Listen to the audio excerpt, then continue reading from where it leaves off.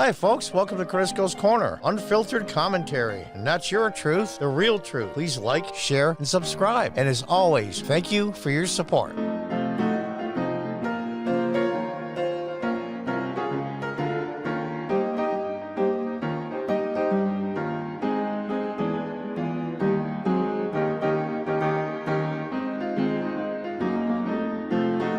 Welcome back from Business and Politics, BPR.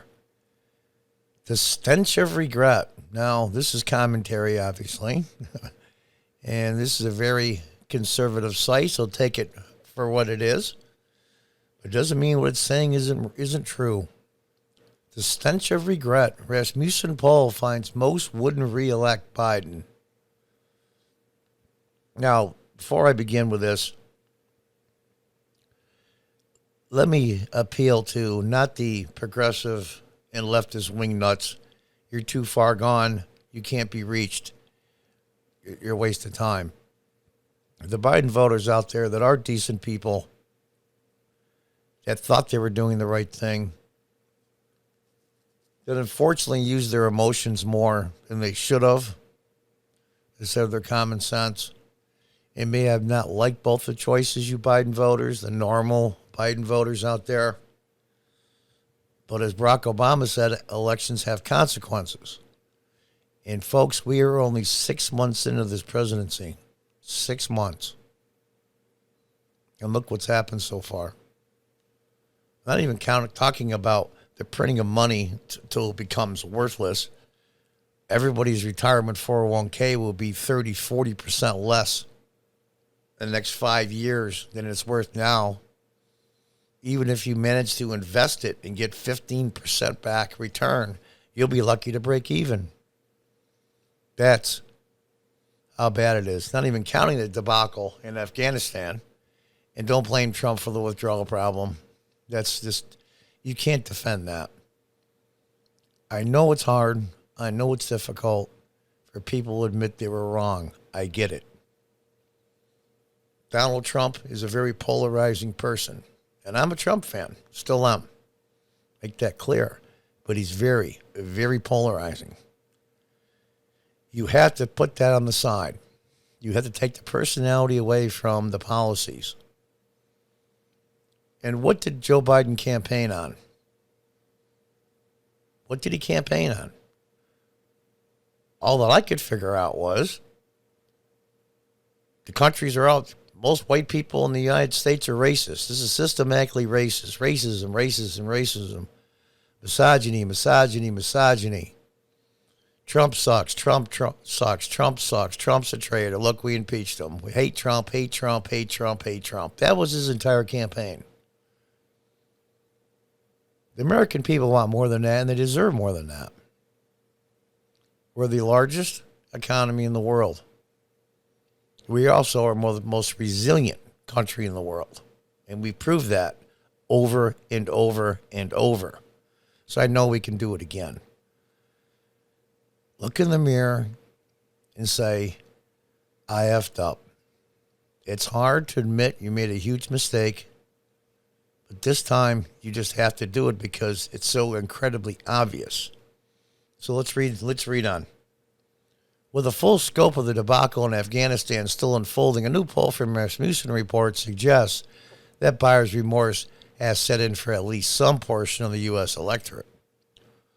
Only 37% of likely U.S. voters would vote to re-elect Bad News Biden again, which implies that Donald Trump would win a presidential election, a hypothetical rematch, as support for the incumbent continues to erode. To substantially paraphrase a line of dialogue from the Seinfeld sitcom, Biden remorse is real, and it's spectacular. The data from the August 16-17 National Telephone and Online Survey of 1,000 respondents also indicates that 43%, although just 13% of Democrats of the same cohort would support President Donald Trump if the election were theoretically held today. Some 14% would prefer voting for some other unnamed candidate. Third-party candidate, whatever. Separately, both the Real Clear Politics and the 538 is very, very, very Democrat leaning, very Democrat leaning. Trackers indicate that Biden's approval has plummeted to below 50% for the first time since taking office. I'm surprised it's not lower. With all the F up that's going on, it's crazy.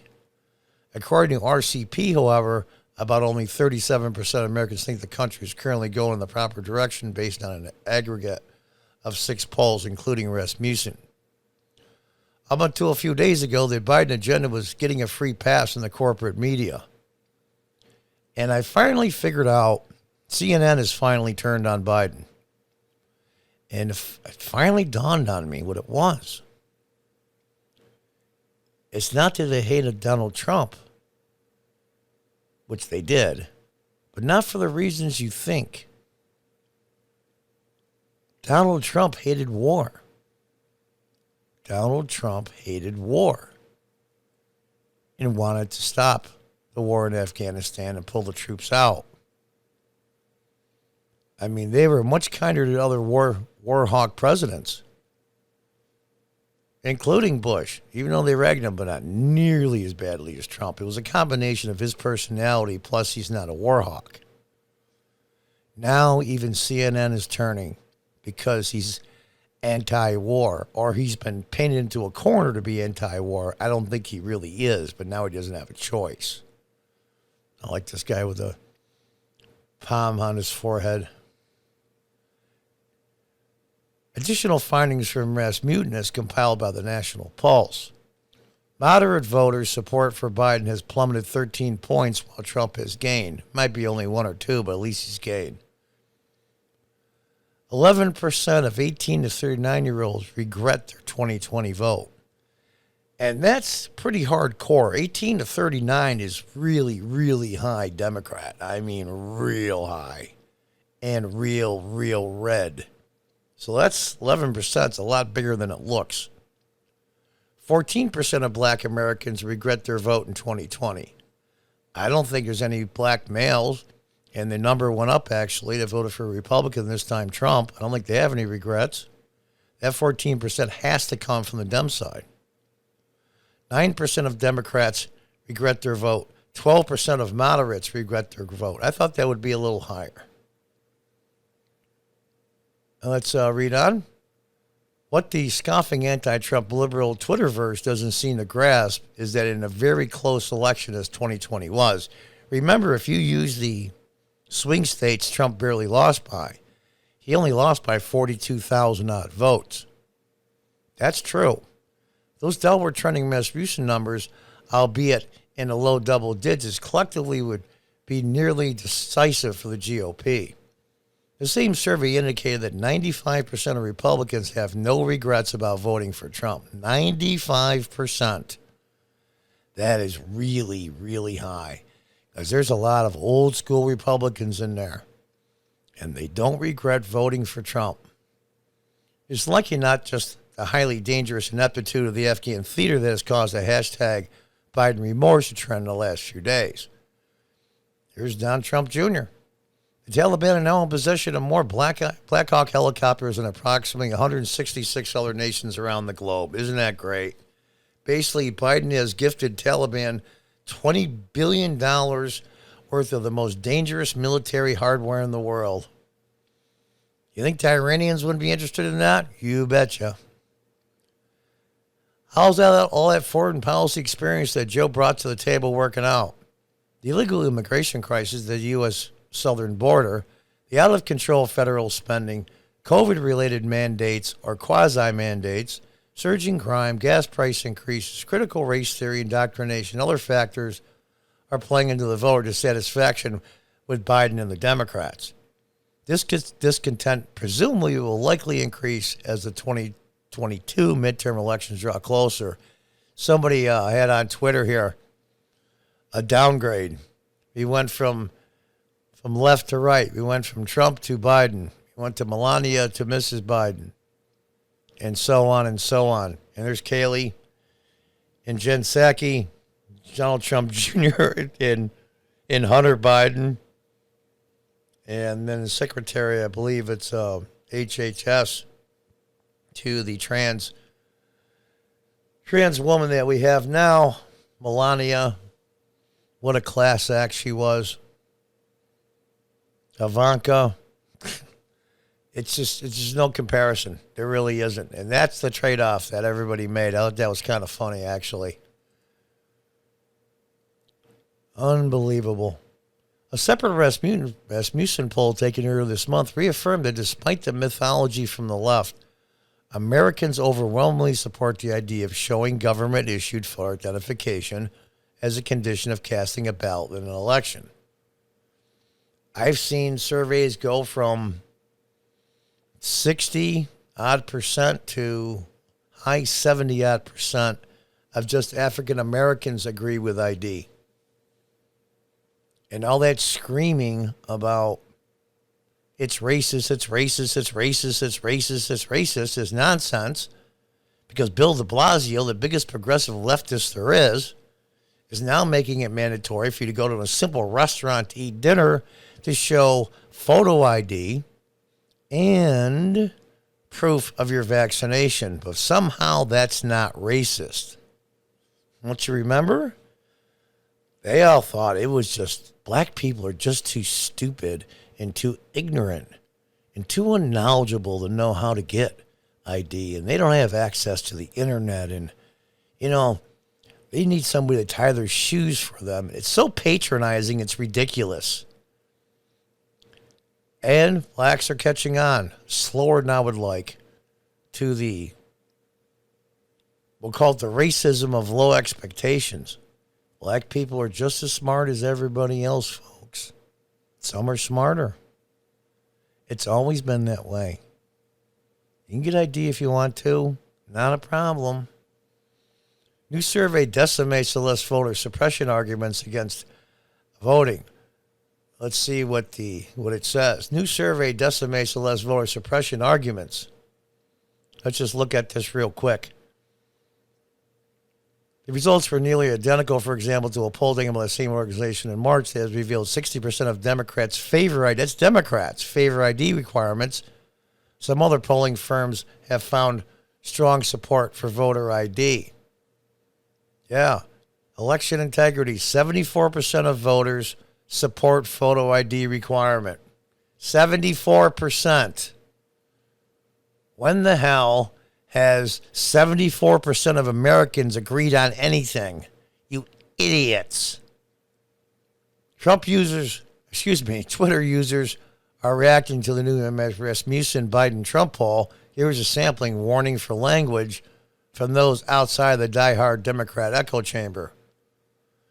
One of my coworkers left his comment on a company intranet after employer announced recently they're mandating, and it says, "Me and my family are very sorry for who we voted for," is what it says. I looked it up.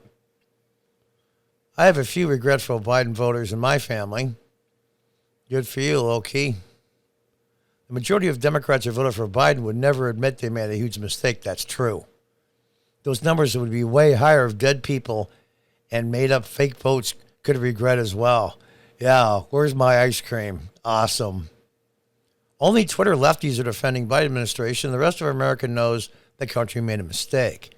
Just survive it and hope he doesn't F up even more. And it shows the downgrade pictures that I showed you earlier.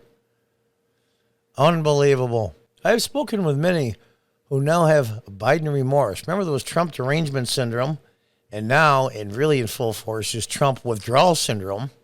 Now there's Biden remorse. We're coming up with all kinds of new words and acronyms. Majority like what Trump accomplished, just not how he acted, and despised him so much on a personal level they voted for Joe. They said that they would struggle to vote for Trump in 2024. DeSantis, Pompeo example are all fine for them. They will. If Trump does it again, they'll do it. I wish he would. I think DeSantis would be an excellent choice, by the way. But I think it's necessary for Trump to get back in for one simple reason.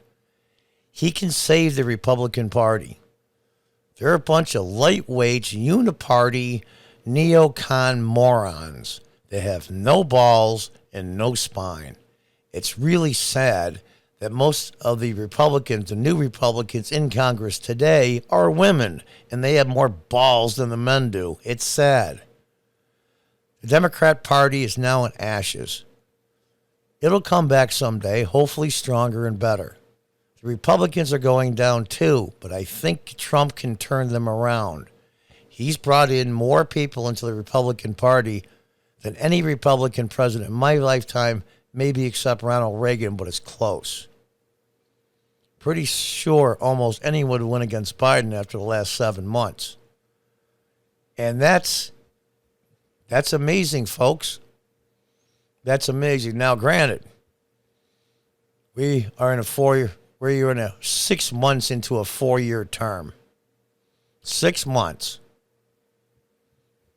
3.5 more years to go. Now, we all know for a fact that Joe Biden won't make out the next 3.5 years. It just simply won't happen. We know that Kamala Harris is going to be the next president.